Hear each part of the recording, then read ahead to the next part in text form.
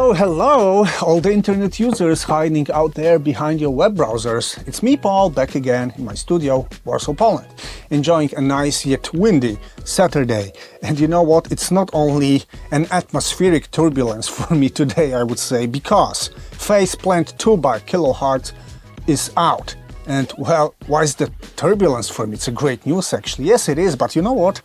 I have to tell you that I was just about to sell my Faceplant version 1 with all the content I acquired with it. I put it on Knobcloud looking for a good deal.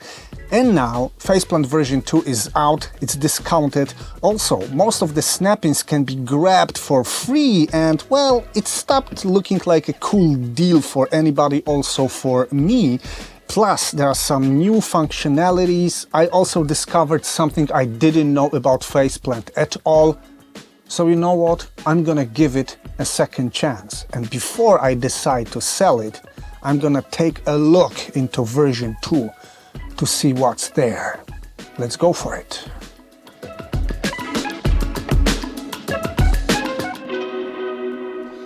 So, the question is, should I sell my Faceplant? But you're gonna ask your question. Hey, why do you want to sell it? It's a great synth, everybody knows it. Come on. And yeah, it's true, it is a great synth, but I have to tell you, I never made friends with it. The main thing for me is the GUI. I simply don't find it pleasant tweaking it and looking at it for a long time. And this is the greatest example for me how GUI is important. The second thing, even more important, is that, I'm sorry to say this, Faceplant always sounded to me a little bit plasticky and digital, not in a good way. I didn't like the oscillators, I didn't like the filters, and, well, it sounded like something early digital era for me, though the modulation and oscillator options are plenty. Still, I couldn't pass through it. But you know what? I'm gonna give it a second chance. I'm gonna take a look at all the new features of Faceplant 2, and I'm gonna try not to sell it and to make friends with it again. Let's take a look. First, let's take a look at the producer's website. Kilohertz version 2 is here. Time to level up your sound design, of course, and it's heavily discounted. Most of the snap-ins are free now, I told you, and what's new? New modulators. Curve modulator. Well, looks cool. Then LFO table is a new thing. Then remap, you can map incoming values to whatever output values you need with custom remap shapes. This is also interesting. New modulation triggers like threshold based, yes. MPE, multi-polyphonic expression support, cool. Slower LFO rates, now your LFAs can be way down to 0 Hz, means no LFO actually out there. And more external automation for any parameter. Workflow improvements. Improved visualization of modulation connections. Better colors. Yeah, this is the thing with the GUI. And you know what? That's the thing I told you. I made a small discovery. Actually, it's possible to change the color scheme of your Faceplant, and it's easy. I'll show you. You just enter the website called mgomusic.com, and there's something called Kilo Color. Yes, and you can make your own scheme.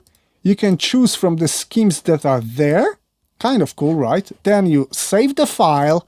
You have to find the program data on PC of your kilohertz settings, and you've got conf files here, and you make a file called colors.conf, and that's it. Of course, on Mac, this folder is gonna have a different path. You're gonna find it easily on the web.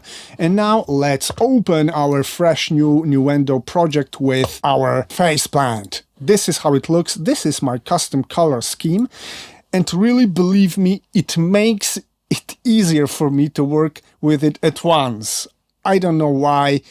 The default colored scheme is not my thing totally. And well, let's start with the basic oscillator to tweak it. And I said that Faceplant doesn't sound too alive, it sounds too digital, too stable maybe. So let's do something to this oscillator first. Modulators. I need random. I need this random to be faster. I need it to be smooth as well, but less chaos.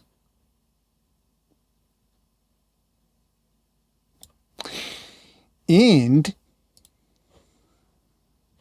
well, of course, too much.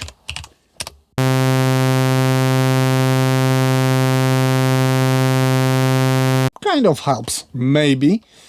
Let's get one more analog. Octave down. We're gonna do the same thing.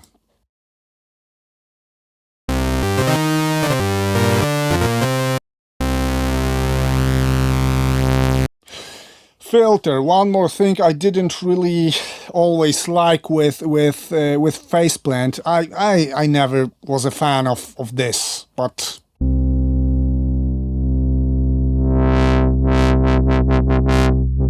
maybe it's not that bad after all. LFO.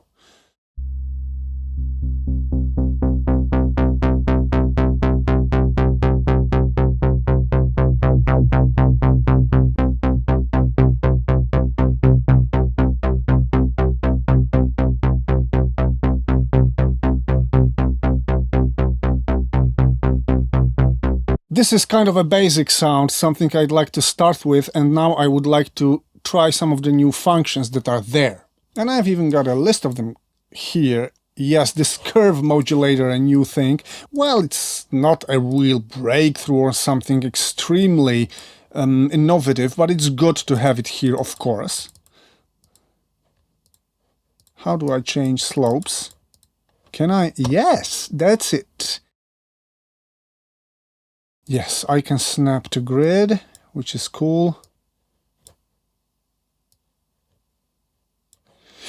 Well, still I have to tell you that for me faceplant is not the easiest thing to edit. You could see I was struggling a bit, and this is exactly the point. The GUI of this thing, I'm sorry, it's not the most user-friendly, but okay, let's continue.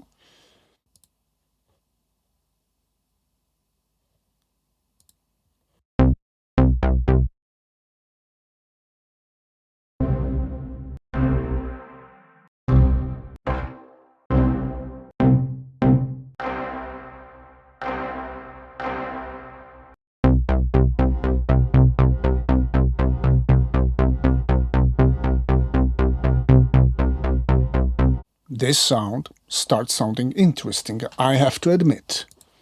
Let's take LFO table.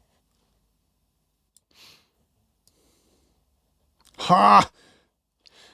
Yeah, this looks like fun, like immediate fun. I have to tell you, and I have to admit again, I like it. I like it. That's the reason to keep this thing, probably. I can use all the wavetables I feel like using.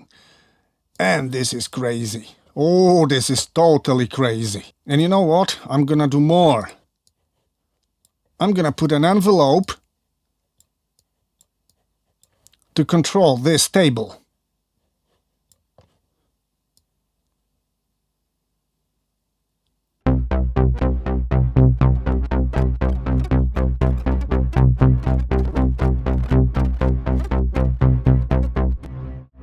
I'm not sure if this is the sound I would use anywhere, but the modulation section of faceplant version 2 is probably the best out there, and totally I have to agree with this. Also, the color scheme, the general look and feel of this thing seems kind of better for me simply. I feel like I started enjoying this thing, you know, so let's continue.